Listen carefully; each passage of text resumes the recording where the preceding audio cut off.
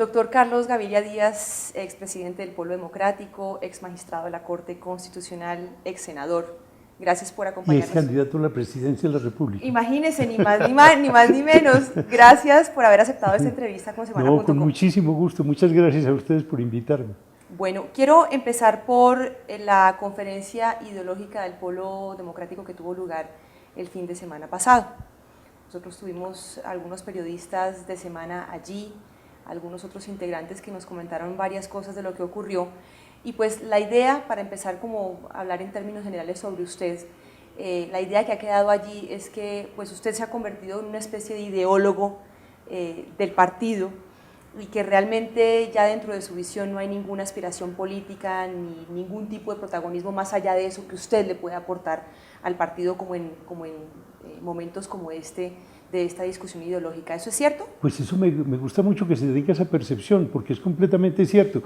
Yo no presumo de ser el ideólogo del partido, pero lo que sí puedo afirmar es que no tengo ninguna aspiración, una sola.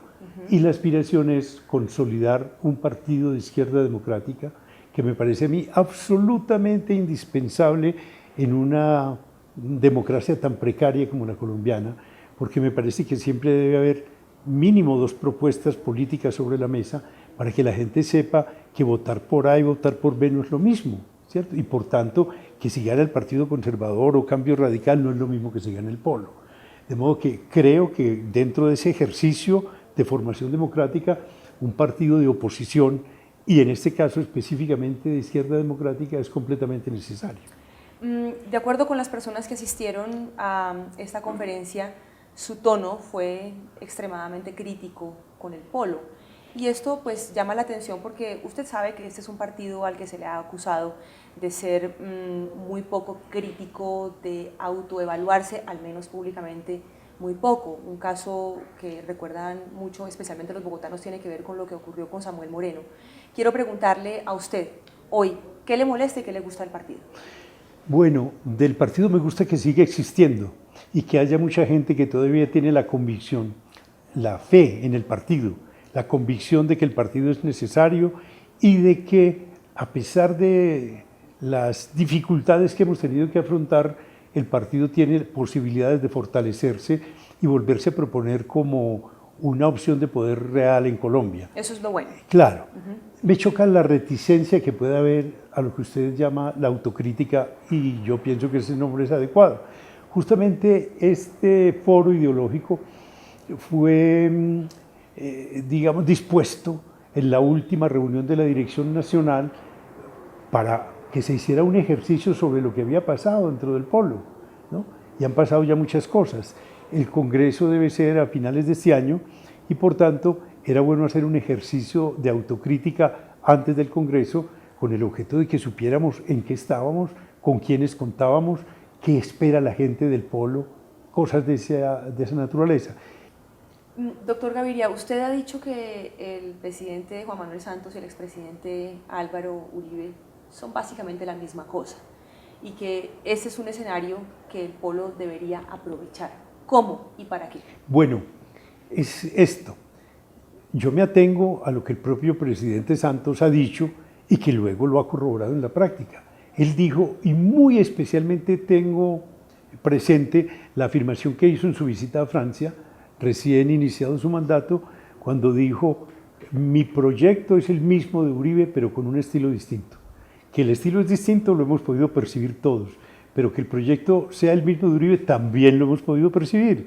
Lo que ocurre es que Santos es mucho más sutil, Uribe era, digámoslo, más ordinario, o sea, era más fácil hacerle oposición a Uribe que hacerle oposición a Santos, porque Uribe decía cosas tan absolutamente desproporcionadas que incluso muchos de sus adeptos se molestaban con las afirmaciones que hacía. Como se dice coloquialmente, daba más papaya. Exacto, exacto.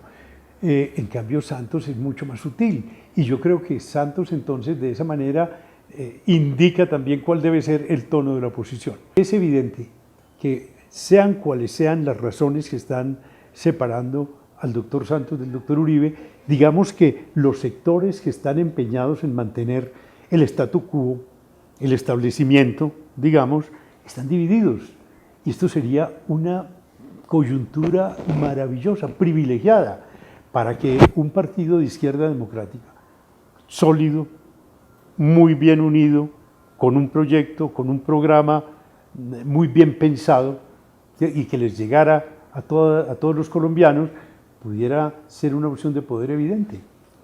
Ahora, usted también dijo en algún momento, las dos tendencias más adictas al poder están agarradas y sin posibilidad de reconciliación, supongo que refiriéndose al tema de Santos y de Uribe.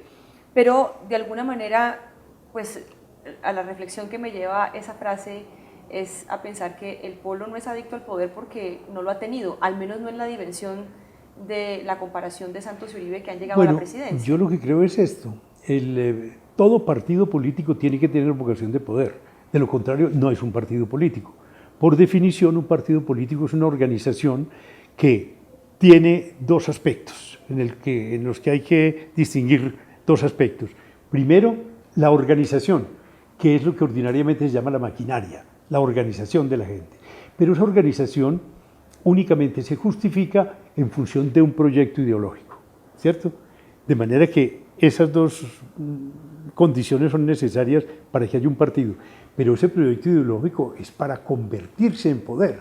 Un partido que no aspire al poder es una contradicción en los términos. Pero específicamente hablando del doctor Uribe, decía que una adicción al poder como la del doctor Uribe es poco común. Yo diría, sin faltar al respeto, que es una adicción patológica. Yo digo que el comportamiento del doctor Uribe en este momento lo que revela es algo muy similar a lo que sienten los adictos a la droga o al licor cuando se les suprime, y es lo que llaman el síndrome de abstinencia, porque se enloquecen, empiezan a actuar de una manera tan poco razonable que prácticamente su conducta es inidentificable, no se identifica con lo que han sido. El doctor Uribe siempre ha sido una persona muy afirmativa, sin duda, siempre ha sido una persona bastante radical en sus afirmaciones, pero ahora lo que está es descompuesto. Hay verdades mediáticas que se convierten en realidades incontrovertibles.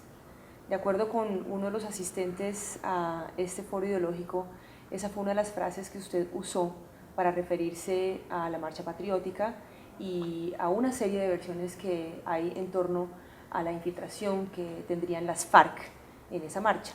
Yo pienso lo siguiente, yo sería irresponsable si dijera que la marcha patriótica es aliada de las FARC, que está propugnando de nuevo la combinación de formas de lucha. Esa sería una irresponsabilidad en la que yo no incurriría jamás.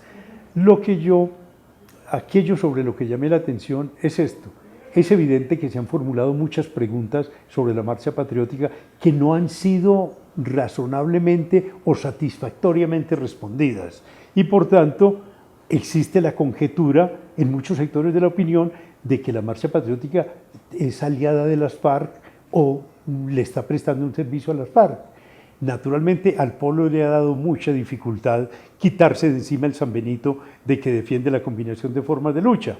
Aprobamos un artículo, el artículo 2 de los estatutos, y se aprobó por unanimidad, y en el momento en que se aprobó ese artículo yo dije, esto está superado.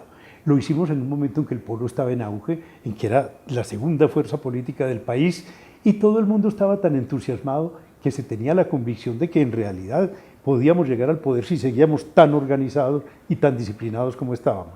Pero luego uno no descarta la posibilidad de que sectores del partido que tradicionalmente o anteriormente han sostenido la tesis leninista de la combinación de las formas de lucha, la revivan. Yo no garantizo que eso esté ocurriendo, pero puede ocurrir. Y para nosotros entonces es desandar un camino que hemos tenido que andar, un camino muy espinoso y muy difícil, mostrándole a la gente que nada tenemos que ver con la lucha armada. Doctor Gaviria, hablemos de Gustavo Petro. Y quiero preguntarle, yo sé que es muy difícil en unos pocos minutos hacer un balance de gestión de 7 meses de administración, pero sí, en términos generales, ¿cómo lo evalúa? Gustavo Petro no tiene un conocimiento suficiente de la ciudad de Bogotá. Y si no tiene un conocimiento cabal de una ciudad tan compleja como Bogotá, y esta va a ser su primera experiencia administrativa, no puede tener tampoco en la mente cuál es la ciudad que quiere y cuáles son los medios para lograr esa ciudad. De modo que lo que se ha visto hasta ahora, al menos lo que yo he percibido, es que Gustavo ha hecho muchas propuestas que están seguidas de rectificaciones, y tan abruptas las propuestas como las rectificaciones, que da la impresión de estar dando bandazos, y desde luego eso para él es completamente negativo.